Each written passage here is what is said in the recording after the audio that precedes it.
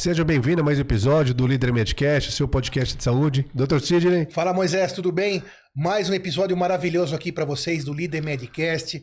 Não se esqueça, já vai se inscrevendo aí no canal no YouTube, nas outras redes sociais, para que a gente possa continuar trazendo para vocês essa informação maravilhosa, de qualidade, que é o nosso compromisso. Você sabe que a internet é recheada de informações falsas, as tais das fake news, informações não checadas. O Líder Medcast tem um compromisso com você, trazer informação boa através de autoridades nos assuntos, nas áreas que a gente traz aqui. Hoje a gente tem a honra de receber aqui um amigo pessoal, Dr. Marcos Messina, médico formado pela Faculdade de Medicina da USP, ginecologista, atende seu consultório particular, hoje assistente, ou seja, chefe do setor de ginecologia do Hospital das Clínicas. Marcão, uma honra tê-lo aqui, muito obrigado, Dr. Marcos Messina. Além de tudo, também esqueci de falar, é engenheiro, também formado pela USP. Acho que é o único médico engenheiro que eu conheço, pelo menos, formado pela USP. Muito obrigado, uma honra. Vamos falar aqui hoje com você um pouco, vamos bater um papo agradável e levar para quem está lá informação de qualidade. Muito obrigado, Sidney. Obrigado pelo convite. Essa introdução é fantástica, né? Porque o cara de 18 anos de idade, você acaba acabando a escola, né? Você fala assim, bom, aí chega aquela obrigação, Sidney, de você decidir por uma carreira profissional, né? E o que uma pessoa de 18 anos de idade ela pode saber da vida profissional? Nada. O que a gente pode saber? O que eu quero ser da minha vida profissional daqui para frente? Ou 17 às vezes, hein? Ou às vezes até mais cedo. Na Faculdade de Medicina da USP tinha até acho que 16. Até 16, né? Sim. Como é que pode isso, né? Então, eu falo que eu gostava na escola de matemática e física. E aí eu falei assim, bom, matemática e física eu vou fazer engenharia. Errado. Né? Ser médico, pode ser um bom médico gostando de matemática e física, pode ser um bom engenheiro também hoje não gostando, fazendo a parte administrativa. Então eu tive esse desvio profissional e é engraçado que hoje até eu tenho alguns colegas, né, que usam o meu exemplo para os filhos. Falam assim, não tenha pressa, né? Às vezes uma escolha precipitada te leva para um caminho errado, né? Quantas vezes na nossa vida, Sidney, a gente lá atrás errou no nosso primeiro desvio, né? E ao invés de chegar em Belo Horizonte, a gente foi para Porto Alegre. E é difícil você fazer essa leitura. Eu levei 5 anos na Poli para falar assim, não é isso que eu quero. Né? Porque, pô, você entra na Poli, uma boa faculdade, você faz as amizades, você vive aquele mundo da Universidade de São Paulo, aquilo encanta as pessoas. A gente fica encantado. E você confunde a sua carreira profissional com aquele encanto, as competições, toda aquela coisa extra, a universidade, os amigos, e o tempo passa rápido. Quando eu me dei, falei assim, não é isso que eu quero, eu tive a força de pegar e parar tudo e começar tudo de novo. Coragem, muita coragem. Aí eu falo para esses meus amigos, tenham aos seus filhos, coragem. Apoie porque eles precisam desse caminho certo. É isso que vai tornar a pessoa feliz. E aí você vai fazer medicina, sorte dos seus pacientes.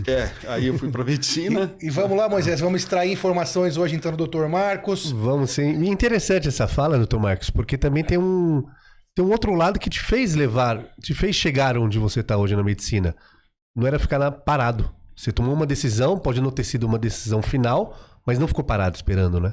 Não, é isso. Vai seguindo, vai. É desafio, Isso é incrível que você falou agora. Não fica enrolando, vai fazendo. Vai mudando o rumo, mas não fica parado. Isso, desafio, né? São desafios, você tem que vencer. Tem que ir passando, né? E vamos para o próximo passo. E aí eu fiz a medicina, aí eu não parei. Eu fiz o meu mestrado na ginecologia do Hospital das Clínicas, eu não parei. Eu fiz meu doutorado. E tô lá, e hoje eu sou assistente lá do grupo de mioma, de tratamentos de mioma super específicos, novos e modernos. Então, assim, e não paro. Semana que vem eu vou para Edimburgo, né? Vai ter o lançamento de um remédio específico novo que vai mudar muito o conceito de tratamento do mioma. Então, esse lançamento vai ser na Europa, já foi aprovado, já tem registro da Anvisa, eu acho que no final desse ano quiçá no começo do ano que vem a gente já deve ter essa medicação. Então, as coisas vêm aparecendo, novos tratamentos, né? É um tema estimulante. E o médico, principalmente esse médico que vive em hospital escola, esse cara ele é bombardeado por novidades, sabe? E isso que me encanta, né? Você fala assim, mas por que você trabalha no hospital público? Porque é isso que me move. Eu falo que é o carvãozinho da minha fogueira, né? Tem um colega que fala que é a minha cachaça diária. Então, eu operar com os residentes, como toda quinta-feira eu faço, às vezes até sábado, para mim, funciona como se fosse uma injeção de ânimo semanal, né? É difícil falar isso, às vezes, para a esposa, para a família, Sim. né? É muito difícil, mas é isso que me move, né? E quem ganha, principalmente, quem é? O paciente que é atendido pelo Dr. Marcos. E com certeza eu compactuo 100% dessa sua fala. Quando a gente não tem mais um sonho, não tem mais um objetivo, eu não consigo entender qual seria o nosso destino, né? Então, se me perguntarem por que a gente faz tanta coisa, né? Por que a gente faz tudo tão bem feito? Porque você vai ter uma única vez, uma única chance de fazer aquilo bem feito. Seja lá o que for. Sim. E você que está aí, não precisa ser médico, engenheiro pela USP. Não. Tudo que você fizer, faça bem feito. E busque, acredite. Sim. Use o seu melhor potencial. Sim. Né? Não significa que você vai chegar ali ou acolá. Não. Mas chegue no seu melhor possível. Eu acho que isso é incrível. Bom, dado esse preâmbulo, nosso assunto é mioma, né, que é a especialidade do Dr. Marcos Messina. Depois aqui vai ter como encontrar o Dr. Marcos, no consultório, etc. Mas vamos falar sobre mioma, então? Vamos sim, vamos entender primeiro o que é... A gente vai falar sobre mioma uterino, mas o que é mioma? Mioma é um... Eu não gosto da palavra tumor, que eu acho que tumor remete muito ao lado da malignidade. Então, as pessoas usam tumor, eu vou usar o termo nódulo, que eu acho que vai mais de acordo, não remete à malignidade, porque é um nódulo benigno, né? É um nódulo benigno que cresce de uma célula do útero. A melhor maneira para o leigo, que eu vejo de tentar explicar o que é o mioma, é fazer uma analogia com uma fruta. Pega o abacate, por exemplo. O útero da mulher seria como se fosse um abacate sem o caroço, entendeu? O caroço, que é o nódulo, seria o mioma, né? E ele pode estar bem na cavidade uterina, que seria o caroço do abacate, pode estar no músculo, que seria o mioma intramural, aí é uma posição, e o mioma que fica do lado de fora do útero, que é o subseroso. Cada um desses miomas, esses nódulos, crescem de célulazinhas do útero da mulher. Então, célulazinhas podem se transformar em nódulos e crescer e virar um mioma, entendeu? Então, é isso. Essa é a definição mais simples e fácil que eu acho para entender o que é o mioma uterino. E o nódulo seria um pequeno caroço? É um caroço. De qual tamanho? Isso, varia. Varia demais. A posição no útero varia e o tamanho desses nódulos variam. Eu já tive casos, lá, principalmente em hospital público, onde as mulheres têm uma dificuldade de chegar no serviço de referência, de cuidar de miomas de 7 quilos, 5 quilos. 5 quilos? Parece uma gravidez de 9 meses. Gente, é uma aberração quase, porque a pessoa está lá no ônibus e as pessoas dão lugar para ela como se ela fosse uma grávida, né? E um constrangimento brutal para essa mulher. Na verdade, ela tem um tumor uterino, que é o mioma, né? Esse nódulo enorme. Ou vários. Pode ser não é um. só um, não precisa ser só um também. Não, você pode ter um nódulo só ou vários nódulos. Ou seja, é uma situação bem dinâmica, assim, né? De se entender. Ou é uma célula só, ou várias células podem desenvolver. Cada caso é um caso. E esse mioma também, esses vários, eles podem ter fora e dentro, como você falou lá, onde está o caroço do abacate, pode ter para fora do abacate, pode ter todos ao mesmo tempo. Pode. Você pode ter um só, a gente fala intramural, ou seja, dentro do músculo, a gente pode ter um só subseroso, que é o que fica fora, como se fosse uma orelhinha do Mickey, assim. Fora do abacate. Isso, fora do abacate. Você pode ter um só dentro da cavidade, ou você pode ter 20, você pode ter 10, você pode ter 5, um em cada lugar. De vários tamanhos. Vários tamanhos. Mas para chegar a 5 quilos, que isso para mim é uma aberração, que nem você falou, tipo, é algo muito grave. Qual que é o tempo para chegar nisso? Então, sabe o que acontece? Acontece o seguinte, primeiro a gente precisa fazer uma análise crítica do problema. Mas você pega o Brasil, por exemplo. Vamos calcular, assim, fazer uma conta simples, 200 milhões de habitantes. 200 milhões. É um pouquinho mais, vou pôr 200 para facilitar. São 100 milhões de mulheres, 100 milhões de homens, certo? Estatisticamente, 50%. Dessas 100 milhões de mulheres, 50% dessas mulheres estão na fase reprodutiva. São mulheres que menstruam, ovulam e podem potencialmente engravidar, vamos supor. Então, são 50 milhões de mulheres na fase reprodutiva no Brasil. E aqui começa uma coisa muito importante, que é o mioma, ele incide em 40% dessa população, dessas mulheres na fase reprodutiva. 30% a 40% tem mioma. Então, 30% de 50 milhões... 15 milhões, olha o número, 15 milhões de mulheres no Brasil com mioma uterino. Só no Brasil. No Brasil. Com algum tipo desses miomas que você falou. Algum tipo. Que você falou. Então, é uma doença, assim, eu falo que ela é tão comum quanto hipertensão e diabetes, né? Desses 15 milhões, agora tem um dado que é um pouco mais animador. 70% não sentem nada. A gente vai falar de sintoma. Mas eu estou situando o problema. 70% não sentem nada. 30% tem sintoma. Então, são 5 milhões de mulheres no Brasil com mioma e sintoma. Então, é uma população muito grande. Quantos por cento dessa população está no serviço público? Quantos por cento está no serviço particular? A grande maioria está onde? No serviço público, né?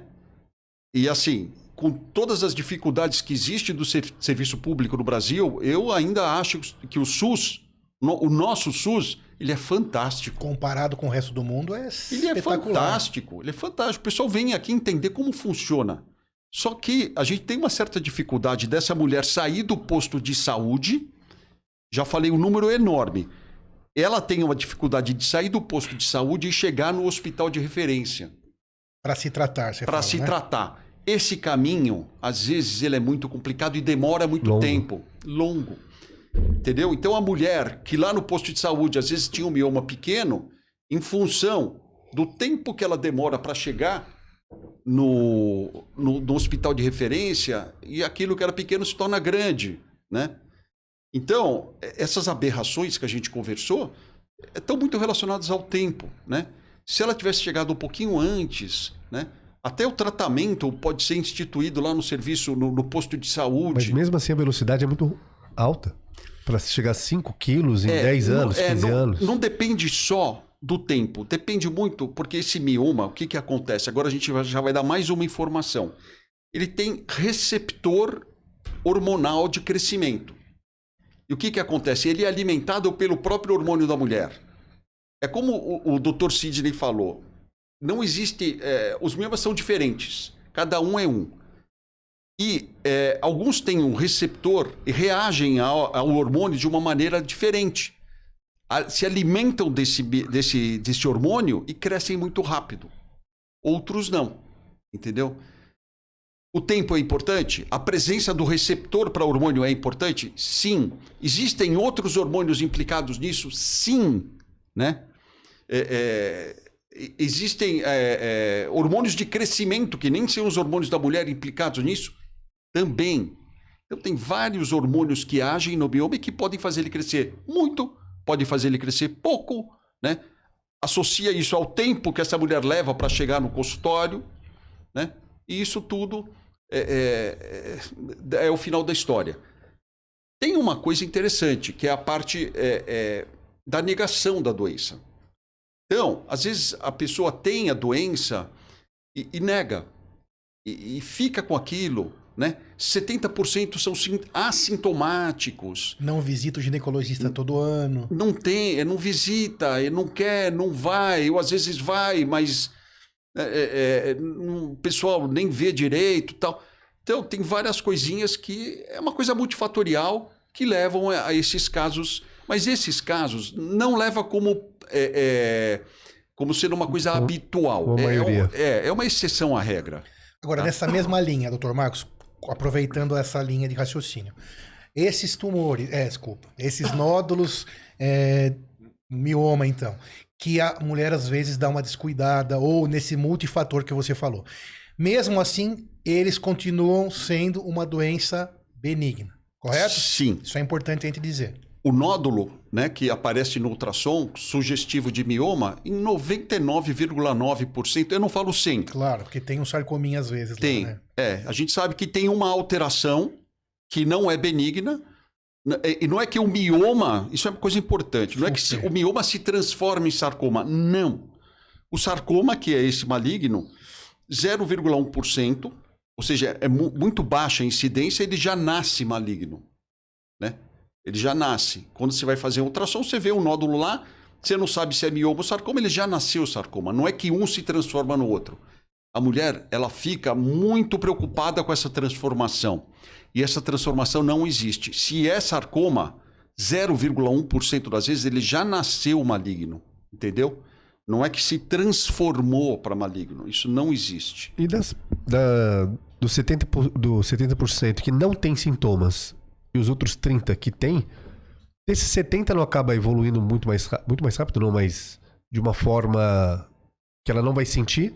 Sim. Então os 30% vai ter maior demanda não, maior procura? Não tenha dúvida. E quais são os sintomas? Os sintomas, então, isso é muito importante, né? Os sintomas. Principal sintoma é chama sangramento uterino anormal. Que é um sangramento, a mulher tem a sua menstruação e ela menstrua num volume muito grande. Muito grande. Então, todo mês, ao invés de ir lá, 5, 6 dias de menstruação, ela tem 10. Ao invés de menstruar pouco, são coágulos, troca o absorvente várias vezes. Então, esse sangramento é o mais importante. Segundo lugar, cólica menstrual. Muita cólica. Terceiro lugar, então a paciente tem que ficar ligada em sangramento excessivo, cólica menstrual, aumento de volume abdominal, aumenta, vai começando a crescer uma barriguinha, né? Aumento de volume abdominal, compressão de órgãos adjacentes, então pode ser que o mioma comprima a bexiga urinária e a paciente começa a ir toda hora no banheiro urinar, ou comprime o intestino, tem dificuldade para evacuar, né? Porque ele já está grande que está apertando ou a bexiga ou o intestino. Alguns casos, a depender do mioma, também dificuldade para engravidar, infertilidade. Então são esses os principais sintomas. As pessoas que não têm sintomas, que são 70%, vida normal, não sente nenhum deles? Na grande maioria das vezes, a gente faz uma coisa chamada conduta expectante. Não sente nada, a gente vai seguindo. Não precisa operar. Não precisa fazer nada, a gente vai seguindo. Em medicina, isso é muito importante, né? O bom médico é aquele que sabe o momento em que você tem que operar e o momento em que você não tem que operar. O bom médico, falam, né, Sidney, que é aquele que contraindica uma cirurgia. Que contraindica, esse é o bom médico, não é o que indica, é o que contraindica. Então, esses casos de miomas assintomáticos, a gente costuma seguir. Não tem problema. E quando o Dr. Marcos fala em seguir, seria de vez em quando, 1 vez, 2 vezes por ano, 1 vez por ano, examinar, fazer uma ultrassom, etc. E ver se ele está crescendo, se ele passou. Tá. Porque aquele 70% também ela pode passar para os 30%, né? Pode. Porque o mioma pode aumentar mais e aí pode passar a mudar o padrão da menstruação e entrar dentro desses sintomas que o Dr. Marcos falou. Então, ela que não tinha sintomas, em algum momento da vida ela pode passar a ter. Então, uma mulher que tem o mioma assintomática, não tem sintomas, ela pode engravidar, por exemplo? Pode.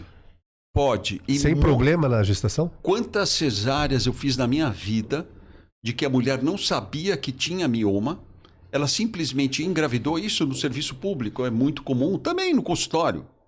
Consultório particular também. Você vai fazer a cesárea, na hora que você tira o bebê, suturou o útero, tudo bonitinho, você olha, apareceu o mioma. Aí você fala, minha senhora, a senhora sabe? Nossa, doutor, eu nunca soube que tinha isso aí. Ou seja, o mioma estava lá e não serviu para nada, deixou ela engravidar, né? Ela engravidou, teve os seus filhos todos e ela ficou com mioma a vida inteira, um nódulo benigno, não precisava fazer nada. Mas de um tamanho... Sim, o tamanho é importante. Tem um ponto de corte que a gente usa de diâmetro de mioma, em que a gente costuma ser um pouco mais... a gente é induzido a operar essa mulher antes de engravidar. E tem nódulos menores que a gente fala assim, não precisa fazer nada, você vai engravidar com ele. O número é 5 centímetros. Em qualquer lugar que ele esteja. Em qualquer lugar que ele esteja. Pode ser o de fora do útero, de dentro. O subseroso, às vezes a gente deixa passar um pouco. O que tá para fora aumenta. Mas o intramural, 5 centímetros, a gente costuma ser induzido mais a operar, a fazer uma cirurgia que não é tirar o útero. É uma cirurgia que chama miomectomia. Porque antigamente, né, alguns anos atrás, para tratar mioma cirurgicamente, quando bem indicado, que é isso que a gente fala sempre aqui, que o bom médico é que indica bem a cirurgia, baseado sempre no custo-benefício pro paciente, né, que está seguindo as regras da medicina boa, da boa medicina. Mas esse mioma que aumentou, terá que ser tirado hoje, como você disse, se você é mais induzido isso. Antigamente tinha que tirar o útero inteiro para tratar o mioma. E a sua especialidade hoje, né, Marcos, é tratar o mioma sem precisar tirar o útero, o que muda toda a história. Você estava contando pra gente sobre a idade de engravidar, né? Como... Mas tirar o útero, a mulher não vai poder ter filho. Sim, não. Sim. Isso era... Mas se você tem uma antigamente, né, me corrija. De quantos anos um sangramento absurdo... Antigamente, talvez tirasse o útero inteiro, até de uma que nunca teve filho. O que mudou, na verdade, de antigamente para agora? Mudou o contexto, a inserção e o contexto social da mulher.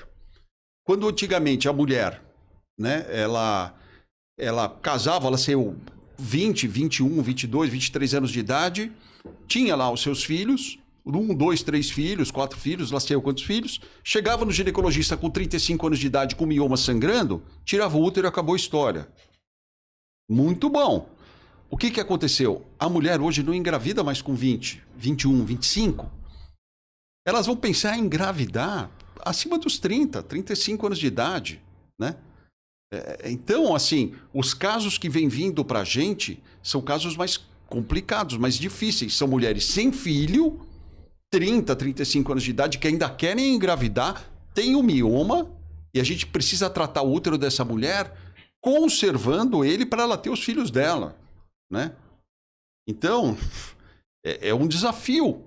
Só que junto com o desafio dessa nova mulher que vem vindo, né, desses miomas de difíceis tratamento, deixar o futuro reprodutivo dela no melhor possível, novas tecnologias vêm surgindo. Novos tratamentos vêm aparecendo. Então, a medicina está sempre correndo atrás de tratar o nosso paciente no contexto dele atual, né? Não no contexto antigo, né? Então é isso, a gente está trabalhando para tentar salvar o útero. E a minha maior especialidade dentro da ginecologia e do mioma é no tratamento conservador. E como é que se faz, então, para tratar o mioma sem tirar o útero inteiro? Porque tirar o útero inteiro, né? Eu que não sou ginecologista, seria muito fácil, né? Indica, tira o útero inteiro, trata de uma vez, mas balbal pro útero. Então, como na prática hoje... Como funciona? Como funciona... Essa cirurgia de tirar o útero chama histerectomia. Você tira o útero da mulher, nunca mais vai sangrar na vida, nunca mais vai... ter dor. Nunca mais vai ter dor, é ótimo. Ela vem depois de um mês no consultório, tira os pontos, tal, não sei o que lá, faz por vídeo, faz vaginal, tem várias, robô, tem várias maneiras de tirar o útero de uma pessoa. Ótimo, só que ela nunca mais vai engravidar. Esse é um problema. E tem também mulher que não quer mais engravidar, mas o psicológico da mulher é importante, porque ela não está preparada para tirar o útero. Né? Se sente menos mulher, né? Se sente, ela é sensação de vazio, né? Pô, histerectomia, olha esse nome, que é a retirada do útero, é o mesmo radical de histeria, histerismo. Cara, existe alguma coisa, não são todas as mulheres, não são todas. E algumas mulheres me procuram e falam, doutor, e mulheres já 45, não quero ter mais filho, falam, doutor, eu quero que o senhor trate o meu útero, mas eu não quero tirar. Falei assim, poxa, mas por que essa mulher não quer tirar o útero dela? Ela quer um tratamento conservador, psicológico, sexualidade, feminino. Precisa valorizar isso. Isso, e tudo bem, isso que eu ia falar. E tudo bem. Não que as outras que dão Também super tá bem, bem. também estão certas. Claro. Você precisa individualizar os seus casos. Ninguém está certo, ninguém está errado. Cada mulher é uma mulher. Cada mulher tem um tipo de relação com o útero dela. É isso que a gente precisa entender, né?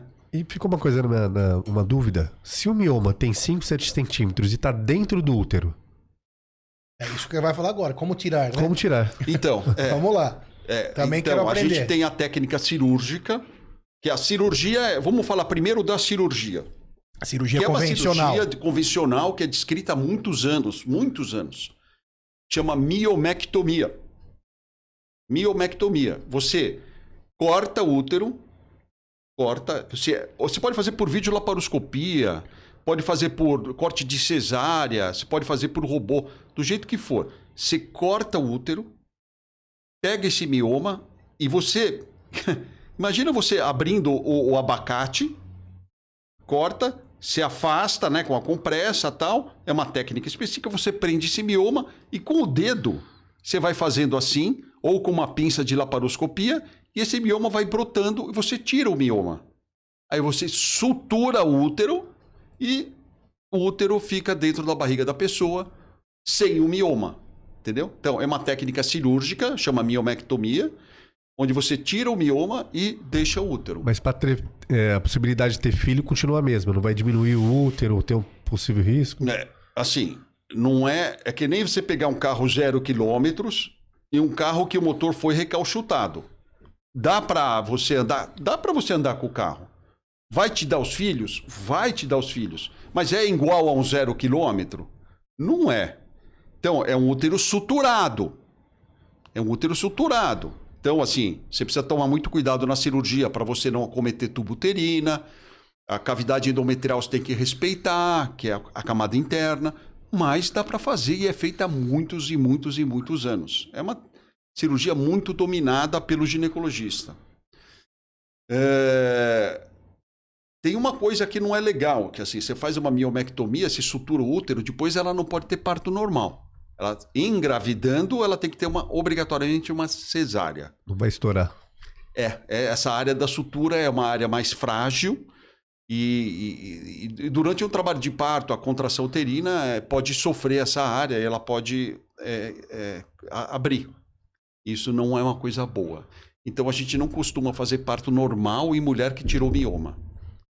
Mas eu falo para elas assim, mãe não é aquela que pare pela vagina, não é aquela que pare pela... Mãe é mãe. É aquela que acorda para escovar o dente, que dá comida, que toma a lição, que vai na escola, né?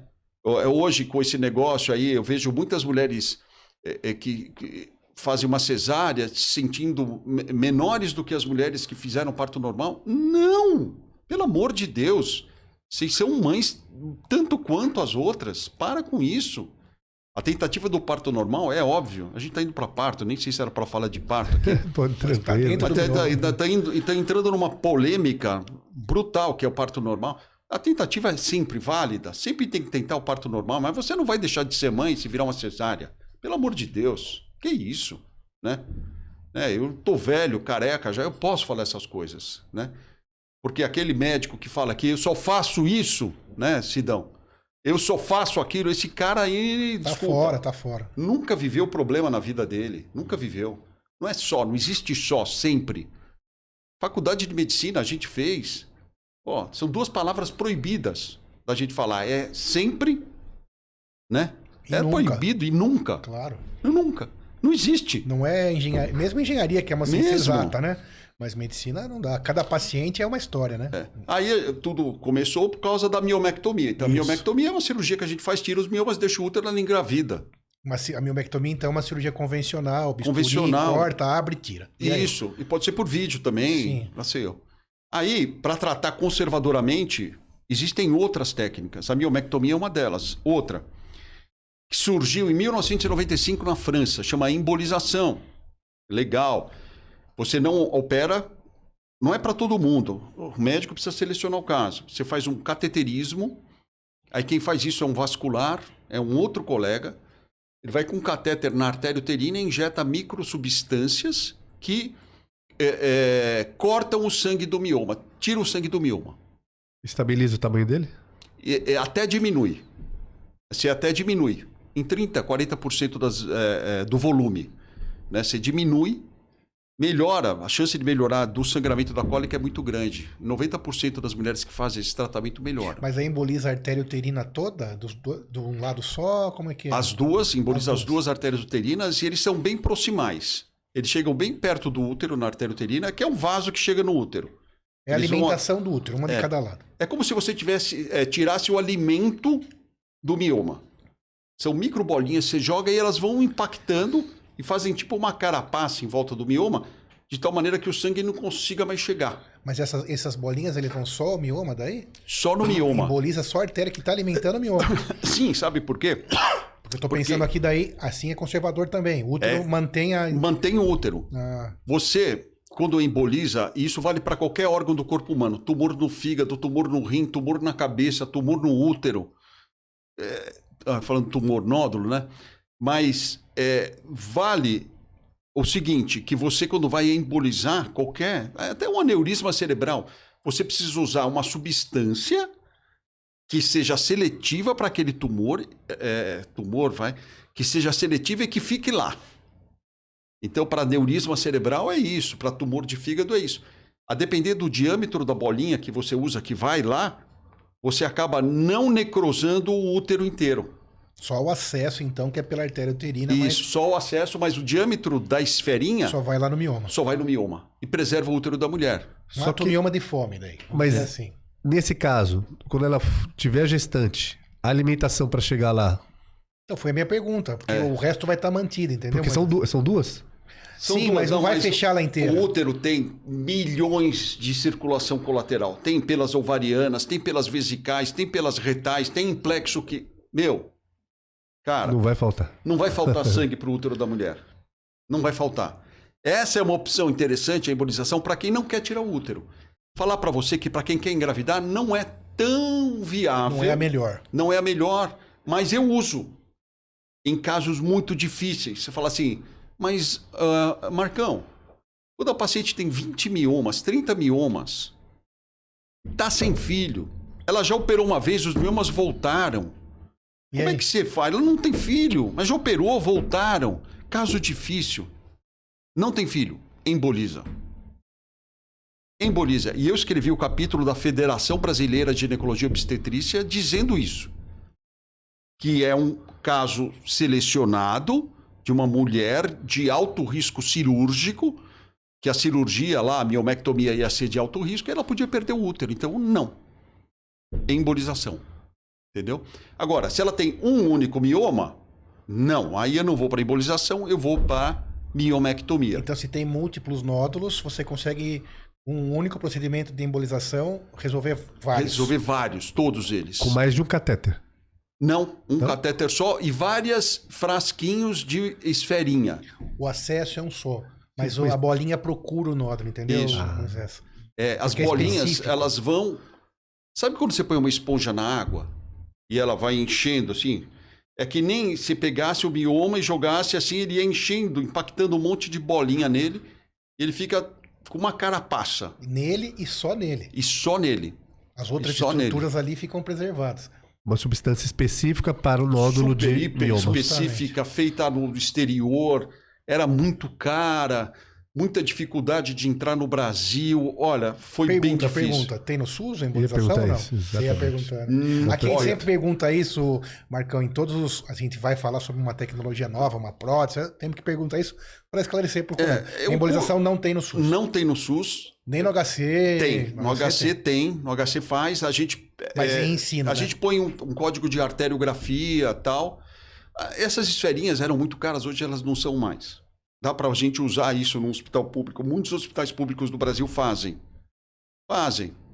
Né? E vai para aquele negócio de... Não é exatamente, mas é uma coisa equivalente. Uhum.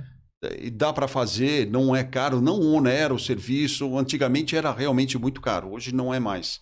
Então, o primeiro procedimento, miomectomia? Miomectomia. Também tem cobertura? Total. Total. Total. Essa daí não tem nem discussão. E a embolização também, o convênio cobre. Convênio cobre. Todos. Todos. Então você vê aquelas incoerências, né, que a gente vê às vezes no nosso país.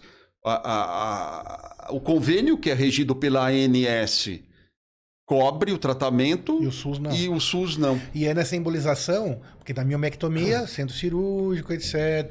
Eu não sei quantos dias de internação, poucos também na miomectomia, imagina. E alta em quantos dias? Na A miomectomia. embolização alta no dia seguinte. A embolização é dia seguinte. Então, Dia seguinte. A procedimento- miomectomia também não é uma cirurgia Sim, que pequena. fica 2 dias, 2 dias lá e vai embora para casa. Isso no caso de nódulos benignos. Sim, sempre. que são 99,9%, Sim, como o isso. Dr. Márcio falou no começo. Se a gente pular para o capítulo do sarcoma, aí é outro podcast. Outra conversa. É outra história. Porque aí envolve oncologia, aí é outra conversa. Porque o sarcoma é o tumor maligno, entendeu isso? Sim, é sim, o câncer. É. Então, mioma não é câncer. Não, tira isso da Esquece. cabeça. Ok. É. Pelo amor de Deus. Quando o colega Se eu- falar que tem um tumor no seu útero, sim, mas é um tumor no sentido de essa bolinha aqui é um tumor que eu tenho aqui Sim. no rosto, né? É. E tá aqui desde que eu nasci, É. e, ok. O câncer é quando você coloca tumor maligno. Então o mioma é um tumor benigno. E realmente é mais adequado falar nódulo, eu também concordo 100%, mas muitas vezes, Marcos, a colega que tá ali, ou o marido, ó, vai abrir um ultrassom e vai ver tumores sólidos Sim. no útero. Sim. Que é o mioma, que são os miomas. Vai ficar desesperado. Mas vai ficar desesperado. Mas o tumor no útero, 99,9% são benignos. Benignos. Tumor no útero são Isso. benignos. Sim. Né? Nós estamos falando só de tumor do útero. Não vamos invadir tumor de ovário, que daí são Sim, outras coisas. outro capítulo. Além de ser outro capítulo, é outro raciocínio Também. totalmente diferente. Né? Tumor sólido no ovário já muda bem a história. Tem outro tratamento bem legal que está aparecendo agora, que chama ablação. Isso além da embolização, Além da embolização. mais um passo. Tá chegando agora no Brasil. Já tem muito. Eu até fiz um curso na Espanha mês passado. E é engraçado, a Espanha é o maior centro de tratamento desse tipo de tratamento no mundo. Espanha e Itália. Eu fui para a Espanha acompanhar o serviço lá. Que é fantástico, é uma coisa bem interessante. Guiado por ultrassom, você consegue passar um eletrodo que eu vou falar em termos leigos aqui, é um espetinho, né, guiado por ultrassom, e você consegue guiar e colocar essa sonda no meio do mioma. Apertar um botão e você consegue concentrar na pontinha dessa sonda até 80 graus Celsius. Em tempo real, isso. Tempo real. E você em tempo real já vê o efeito do tratamento, a necrose, porque no ultrassom aparece uma sombra branquinha que é tipo, necrosou essa área, matou essa área. Você volta um pouquinho essa sonda, aperta de novo, aí você consegue liquidar esse tumor, esse nódulo que é o mioma, você consegue liquidar ele com esse tratamento. Não é que você vai tirar, você vai necrosar e ele vai diminuir. Entendeu? Então, a ablação está chegando. É bem interessante. Eu acho que vai ter um grupo selecionado de mulheres para ela. Não é para todo mundo. E também serve para exatamente. múltiplos nódulos também a ablação. Não dá. Daí é Aí só tem que ter pouco, porque não dá, Sidney, para você entrar 30 vezes. Né? 30 vezes, vai ficar furando aquilo. Não. Tem que ter no máximo 2, 3 nódulos. Você vê, é um outro tipo de mulher. Né? Não é a mesma mulher. Seja bem indicado, como você falou, né? Precisa passar no ginecologista. O ginecologista precisa avaliar e indicar.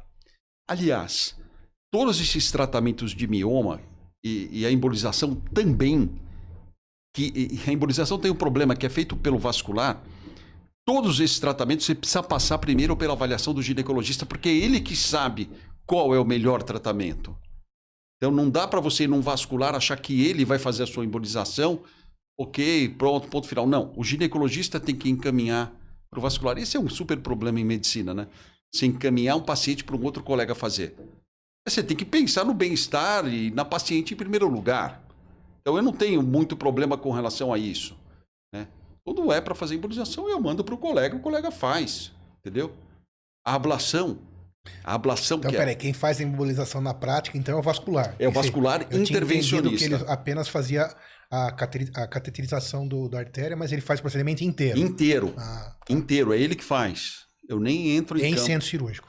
Sim, em centro cirúrgico. Ou uma clínica maior que tenha... Embolização é centro cirúrgico, porque envolve um Outros aparelho, riscos, um né? arco muito bom, uma imagem muito boa, contraste, punção de artéria femoral. É um procedimento que precisa ser feito em centro Então cirúrgico. quem faz é o vascular. É o vascular ou radiologista intervencionista. São esses Então, dois A colegas. embolização. E a ablação? A ablação quem pode fazer isso é o próprio ginecologista. Que ele usa ultrassom para fazer, por exemplo, punção de ovário em reprodução humana, para captar óvulos. Então a gente tem muita experiência em puncionar, em passar essas sondas. Então para a gente não é difícil você puncionar isso pela via vaginal, ao invés de puncionar o ovário, que não é o caso, você vai e põe no meio do mioma. Entendeu? E tem uma especialidade médica chama radiologia intervencionista. Eles também fazem isso, a radiologia intervencionista. Né? Mas a vantagem da ablação é que o ginecologista pode fazer. A ablação, então, é feita pela vagina? Sim, transvaginal. Sem cortar nada. Apenas Sem cortar funcionando. Ou você sabe o que é transvaginal? É uma sonda que você põe na vagina e você vê os órgãos internos da mulher. Né? Uma sonda. E aí você acopla lá um negocinho e passa Na ponta da sonda? Na ponta da sonda e vai. Aquilo que o ginecologista pede para você aí, que é ultrassom transvaginal ou endovaginal ou intravaginal, já vi pedido dessas formas. E através desse exame, então, guiado, por isso, guiado em tempo real, termina o procedimento ali mesmo. Sim, Sai tratada. sai tratada. E aí, interna ou Não, isso é feito ambulatorial. Isso pode ser feito no mesmo dia? num local que tenha a estrutura de uma anestesia, né? Tem lá todos os aparelhos de anestesia, você faz de manhã, vai embora à tarde. Por ser novo, nem planos de saúde deve estar dentro do cobertura ainda. Não. Não está em nada ainda. Não está em nada. Mas é possível fazer no Brasil já? É Ablação? possível. Já tem muitos colegas fazendo. Já está bem difundido. Mas esse procedimento é o mais moderno e ainda o convênio não cobre. Não, ainda não cobre. Eu acho que nem chegou essa demanda ainda na ANS. A gente precisa se mobilizar para entrar com essa demanda na ANS. Claro. É uma dos tratamentos que a gente precisa. Eu tenho a impressão que a colocar. ablação, comparada até com a embolização, seja não tão mais cara. Se você pensar em termos gerais, tipo internação, centro cirúrgico, e É mais vai, barato. 2 dias de internação, medicação que usa, toda a estrutura do hospital para Risco. cirurgia. A ablação é muito mais barata. né? Esse eletrodo, ele não é barato. Mas se você colocar no contexto de uma mulher que vai embora no mesmo dia e não fica no centro cirúrgico e não fica 2 dias internada, vamos fazer a conta certa. Claro. Vamos fazer a conta certinho, com tudo. Né? Parece mais caro no começo, mas depois no final fica mais barato, porque ela vai embora. E outra, pode ter parto normal depois. Porque não tem a sutura. Para a mulher que deseja, quer ter parto Isso, normal. você diminui aquele mioma, você diminui e se ela conseguir engravidar, ótimo. Não é para todas as mulheres, precisa passar pela seleção de um ginecologista. Então, tem vários tratamentos que a gente está falando agora, mas eu não gostaria que as pessoas criassem expectativa com relação a um tratamento.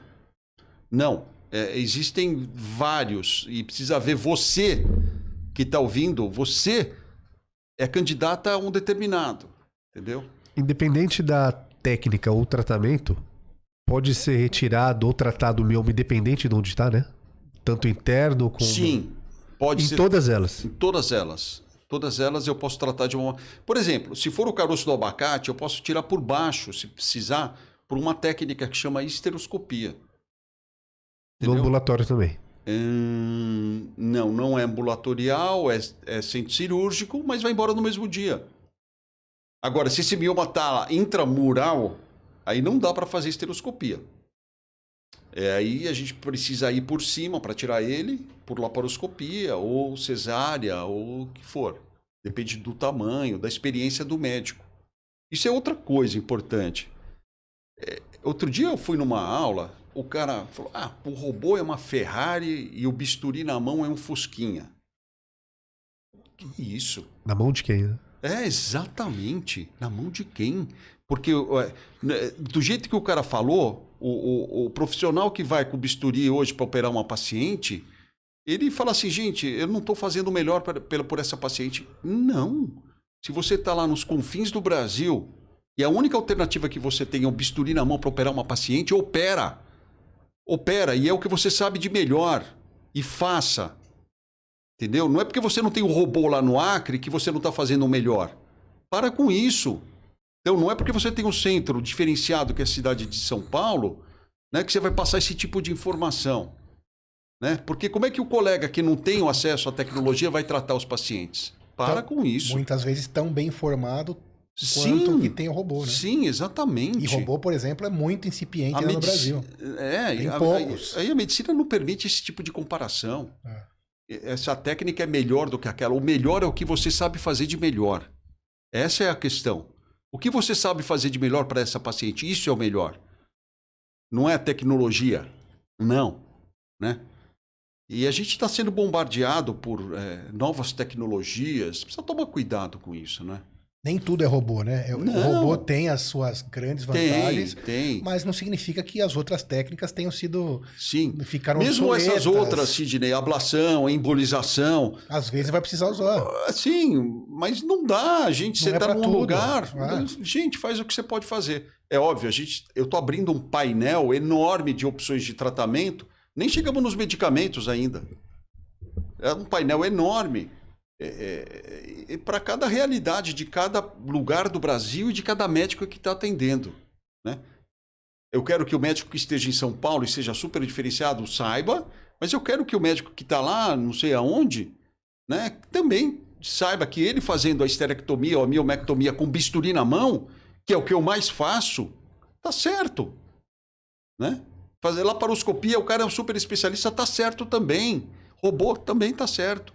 Mas não vamos depreciar o colega, isso é péssimo. Eu não sei, penso assim. Eu também. Acho que não. O bom é o que é bom para o paciente, que vai resolver a vida dela e vai trazer a cura, né? E o que você tiver de melhor disponível. Né? Se você não tem. Sim. A gente teve aqui, por exemplo, um episódio sobre algumas ONGs que tratam de população ribeirinha. Como que vai ter robô? Exatamente. E fazem... Aí o cara vai e opera uma mulher lá com... Outro dia me chamaram para ir para o Pará para fazer laqueadura. Aí fazer pela via vaginal. Entendeu? Não precisa de laparoscopia, robô. A realidade do local é essa. Vamos lá. Né? Mas não tem certo e errado. Isso é importante. Falou uma palavra que eu já ia perguntar. O tratamento medicamentoso tem o tratamento medicamentoso sem a intervenção cirúrgica? É possível? E também depois, quais são os medicamentos que vão ser utilizados? Os medicamentos são vários, né? Assim, dependendo do tamanho do depende da paciente e tal. Você pega uma menina novinha com mioma sangrando. Beleza. Ela não quer ter filho naquele momento, o mioma não é tão grande. Ótimo. O que você faz? Dá uma pílula anticoncepcional. Acabou. Porque a pílula vai melhorar o sangramento dela, a pílula vai regularizar o ciclo e ela não age no mioma. Antes que as pessoas falem assim, você não falou que o hormônio alimentava o mioma, mas não é esse hormônio sintético da pílula. É o hormônio natural da mulher. O hormônio sintético não interfere no mioma, tem vários trabalhos. Então, alguma pílula interfere no mioma? Não, nenhuma. Você pode dar com tranquilidade e segurança uma pílula anticoncepcional para uma mulher. Será que boa parte desses 30%, dos 70% que são assintomáticos, desde o início... Já até sei o que você vai falar. Começa a tomar anticoncepcional com 15, 16 anos e não sente? Tratou sem querer. E mascara, tratou sem querer. Sim, mascara o sintoma. Pode ser. É verdade. Mascara. Mas está tudo bem. Porque se você, na medicina, consegue tratar uma doença benigna com remédio, ok? Esse é o primeiro passo. Esse é o primeiro degrau da escada. É tratar com remédio. A cirurgia é sempre o último recurso. E eu sou cirurgião, hein? Eu adoro sangue. Mas eu tenho... Esse é o grande ponto do custo-benefício para o paciente. Sim, claro. Pô, se eu conseguir tratar a mulher com remédio, para que eu vou operar? Né? Agora, se o remédio não está dando conta, eu não vou deixar a pessoa ficar sofrendo. Aí você tem que ir para o segundo passo, que é a cirurgia. Agora uma pergunta que veio aqui é sobre o remédio. Se a pílula anticoncepcional ajuda... E a pessoa que tem um nódulo não sabe disso, não toma o anticoncepcional e tomar uma pílula do dia seguinte, por ter uma bomba de hormônios, pode influenciar alguma coisa no nódulo? A pílula do dia seguinte, se você usar ela às vezes, tal, não vai influenciar. O que você não pode usar a pílula do dia seguinte é de rotina. Isso é péssimo, porque é uma bomba de hormônio que a paciente toda hora está usando. Não. Aí é falha no sistema de atendimento dessa mulher. Falhou. Porque essa moça ela precisa de uma outra orientação. Pílula do dia seguinte não é um método anticoncepcional para ser usado rotineiramente, não. O nome disso é pílula anticoncepcional que nós temos, não é pílula do dia seguinte. Ou outros tipos de anticoncepcionais. Ou injeção trimestral. Adesivo, anel, tem vários. Né? Então, essa menina... A pílula do dia seguinte é uma emergência. Uma emergência. Não é que não é para tomar, é para tomar em caso de emergência. Né? Que não se faça da emergência um uso, né? Isso. Sim, mas essa dose de hormônio não vai interferir no mioma. Tem um remédio bem legal, que é uma injeção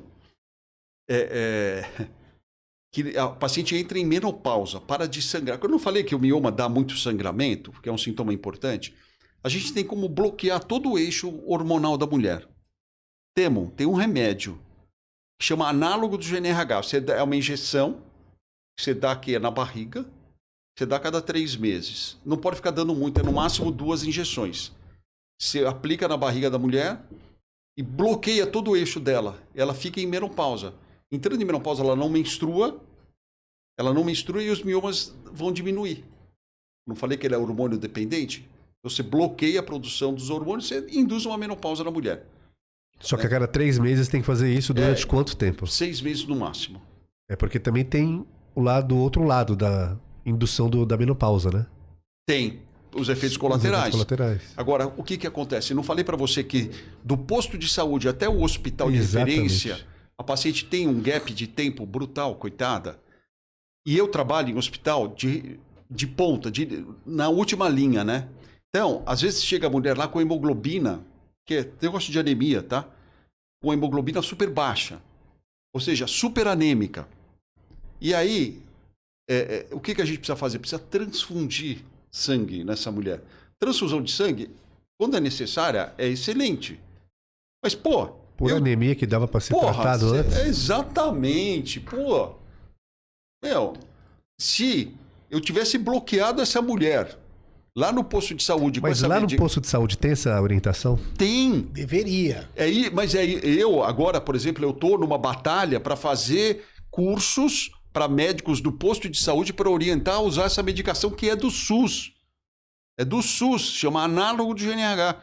Bloqueia, essa mulher não sangra, 6 meses ela está no hospital para operar. Impediu o crescimento do... Impediu o crescimento, chega com hemoglobina boa, sem anemia, não preciso transfundir, eu opero ela. Pô, todo dia lá o banco de sangue, precisa de doador. Pô, entendeu? E é algo difícil de conseguir, né? É algo que falta para grandes cirurgias. Esse negócio de sangramento da mulher, vocês estão acompanhando um tema chamado pobreza menstrual? Vocês sabem o que é isso? Vocês precisam chamar um dia alguém para falar de pobreza menstrual. Eu não sei se é o que eu estou pensando. De cada 4 adolescentes no Brasil, uma não vai na escola. Por quê? Porque no período menstrual... Né? É sobre o uso do absorvente. Absorvente e tal. É lá da... Esqueci o nome da...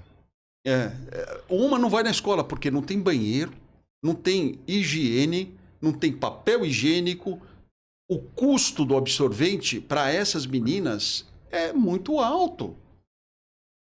De 5% a 10% da renda de uma mulher, numa mulher que sangra demais, pode ir embora com a compra de absorvente. Olha só, né? Pobreza menstrual. E é um tema que está na ONU, que está no mundo inteiro. E o Brasil está no meio dessa confusão, né? Então, assim, a gente não pode deixar uma mulher, e o mioma leva muito sangramento, a gente não pode deixar essa mulher viver esse drama e entrar numa coisa de pobreza menstrual. Não, e 10% para menstruação. Quando tem o mioma, vai para mais isso daí. Sim, quando tem o mioma, a hemorragia é brutal. Então o número de absorventes é maior ainda. Isso aí é para quem menstrua sem mioma, né? Tem um filme na internet, né, nessas plataformas de streaming. Pode falar o nome? Claro. Se chama Padman. Padman. É o Netflix. É Netflix. Assistam. Padman. É a realidade de um cara, eu não vou dar spoiler, né?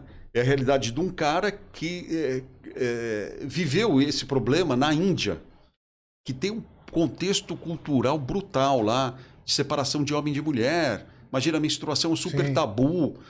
E esse cara, ele muda todo um conceito, é bem interessante. Mas aí, voltando no negócio, né? Se a gente bloqueia essa mulher lá no posto de saúde, ela não vai viver todo esse sangramento. Além ela de chegar para cirurgia bem, né? Vai chegar Porque bem. o mioma ok, É. cirurgia ok, mas se chegar lá anêmica, desnutrida, sei lá. Sidney, nós vamos transfundir Complica. e vamos operar a mulher. E se não Mas- tiver no banco de sangue, que eu não sei se pode faltar ou não, vai colocar a cirurgia dela mais pra frente. A própria transfusão também gera algum risco, não é zero risco, transfusão né? de sangue é um transplante, pô. Não é que você vai... brincadeira. Pô, se eu tenho...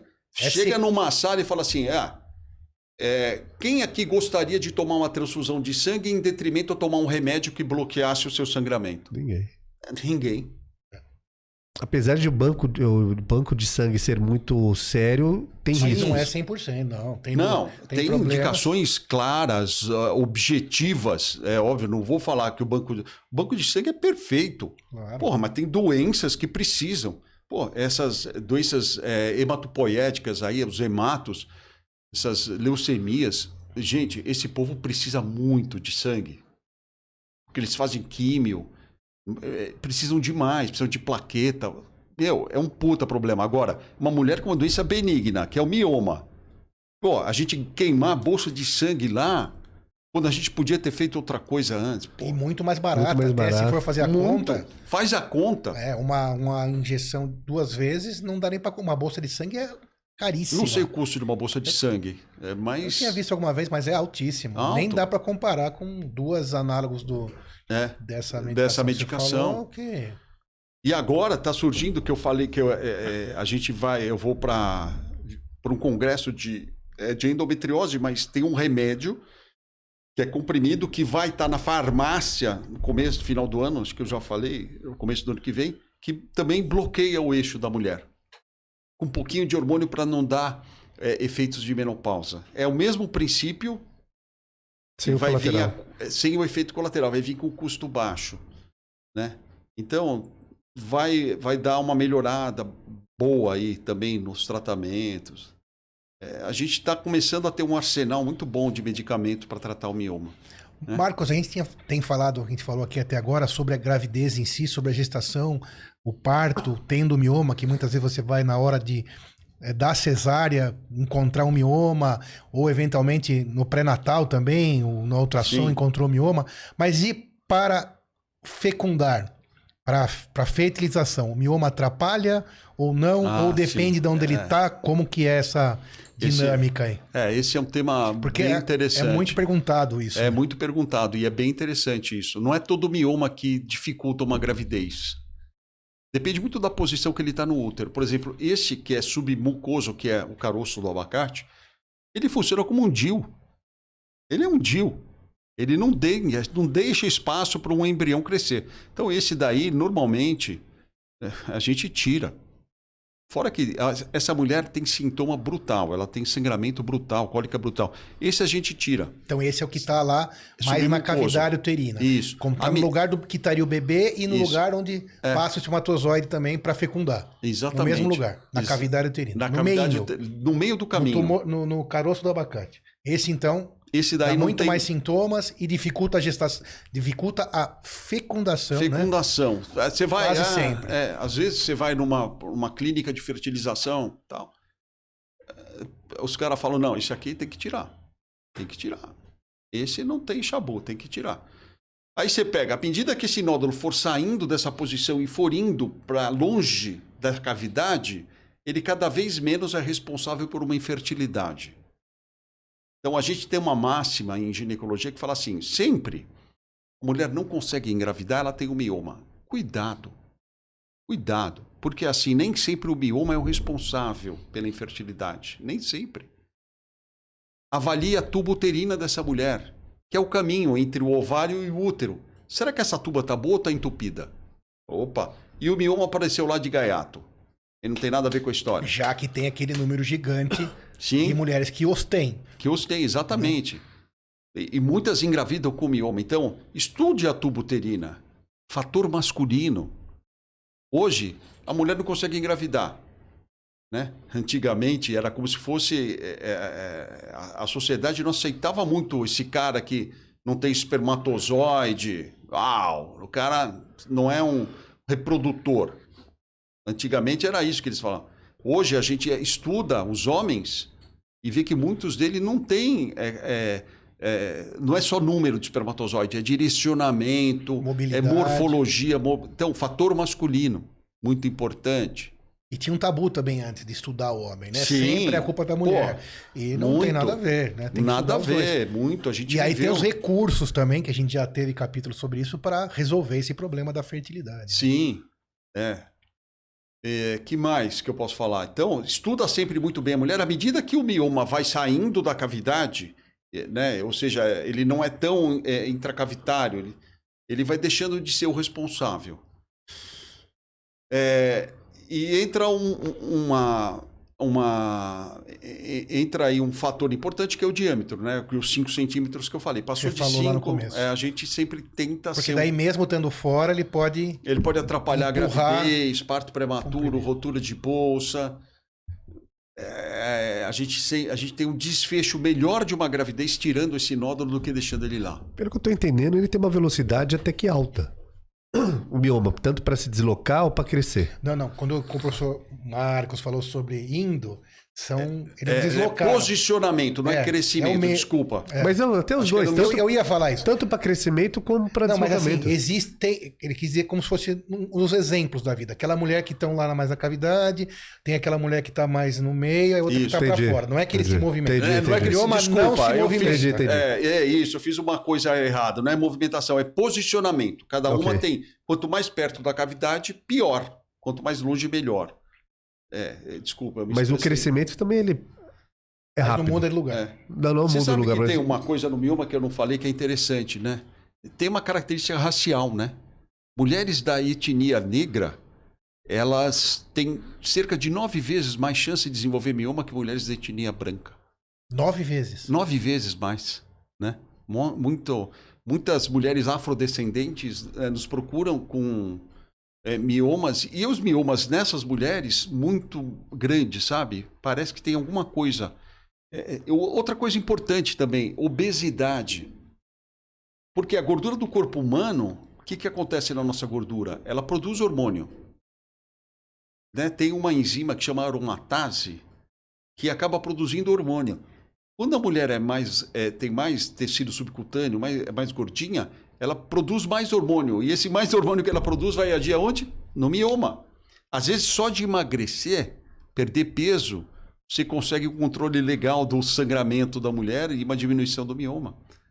É muito difícil, eu sei, mas obesidade, racial, né? Até a dieta. Que come muita carne vermelha, o mioma costuma crescer mais. Quem come mais fibras e vegetais, o mioma cresce menos, né? Tem coisas interessantes no mundo do mioma. O tabagismo. E a idade, tabagismo. Marcos? Idade. Nós não falamos. Idade. Quanto mais velha, mais velha menos. Idade é uma tragédia, porque é de 30 a 45. Que é a maior incidência. É a maior incidência na fase reprodutiva. Aí vai de acordo com aquilo de tratar conservadoramente o útero. Cuidado. Hoje a mulher tem 2 filhos de um casamento, tem mioma, chega lá, doutor, tira o meu útero, pelo amor de Deus. Tá bom, tira o útero. Dá pra fazer mioma. Não quero ter mais filho. Casa de novo. Puta, tira e queda. Conhece depois de um tempo um outro cara, o cara fala, eu quero ter um filho. Puta, eu não tenho útero. Mas por que eu tirei o útero daquela mulher? Se eu podia... Cuidado com essa... É que nem laqueadura. Cuidado para fazer vasectomia e laqueadura. Tem que fazer. Mas cuidado. Cuidado. E tem protocolos também, né? Tem protocolo, tudo. Mudou agora o protocolo da laqueadura. Né? Antes ela acho que era 2 filhos, consentimento 25, caiu para 21 anos de idade. 21. 21 que já pode fazer? Sim. Mudou agora, recentemente, foi Mas mês passado. Tinha que assinar e esperar 2 anos Isso também? é igual. Não, 2 anos não. Você tem que aplicar um termo de consentimento um tempo antes da cirurgia, tal, não sei o que lá. Estando tudo bem, caiu de 25 para 21. 2 filhos vivos e tal. Aí cai Mas mais ou são menos técnicas naquele- muito arriscadas, a laqueadura aí, a vasectomia, porque o mundo hoje mudou. Está mais dinâmico, as pessoas se conhecem, se envolvem, têm relacionamento. E às vezes você toma uma atitude pensando naquele momento e depois você se arrepende lá na frente. As técnicas de fertilidade também evoluíram muito. Você pega Muito. essa história de congelamento e você consegue ter Putz, uma isso- gestação com 45 anos É. ou até mais. Tem a história da Cláudia Raia, que gestou com qual idade? Acho que 50, Mais de né? 50. Não, já está 55, 60. Ou seja, ela estava mais para frente. E, nasceu, e foi bem, né? Teve o filho, tudo bem. Assim. Mas esse negócio é congelamento de óvulos. Nossa, vocês precisam trazer alguém para falar de congelamento de óvulo. Porque isso é um tema muito importante. Não, a gente já teve um capítulo sobre Já teve isso. Legal. Acho que vai ao ar em alguns dias. Muito interessante. Ou já foi ao ar, porque né? Já foi. essa mulher nova aí que eu falei para vocês que não quer mais engravidar com 25. Foi com o Dr. Alfonso Massaga. Ah, o Afonso, grande colega. A mulher chega lá e fala assim, eu tô no auge da minha carreira profissional. Eu sou super gerente top de uma empresa tal. Agora eu vou ter que parar minha vida profissional para engravidar?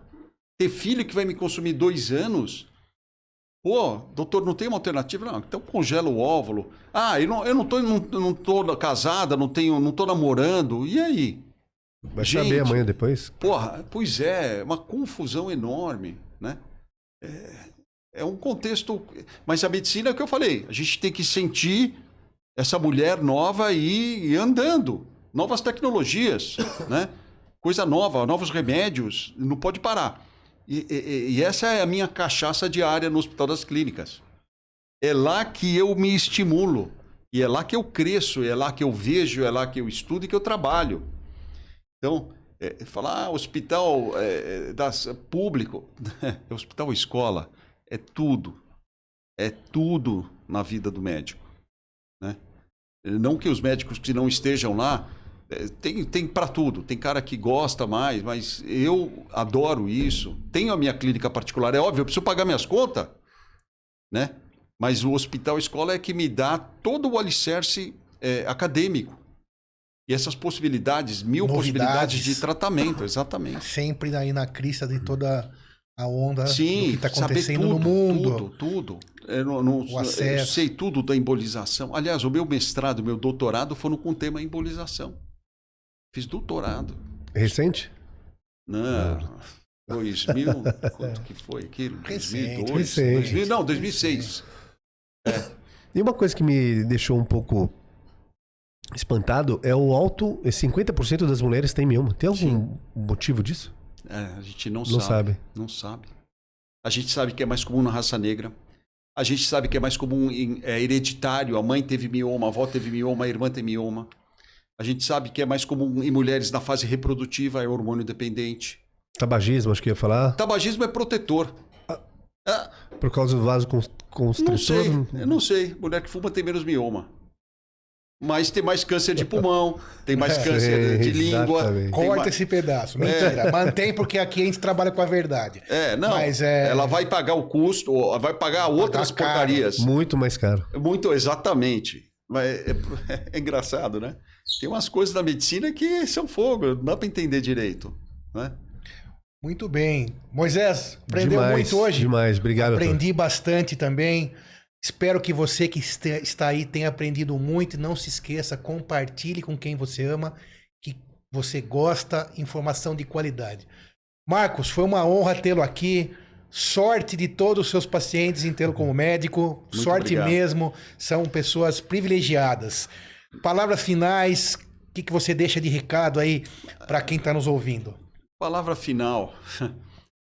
A gente deu muita informação, né? Eu acho que, assim, às vezes é difícil, a paciente fica com muita coisa na cabeça. Eu acho que o mais importante, Sidney, de tudo, é você ter um bom relacionamento médico-paciente.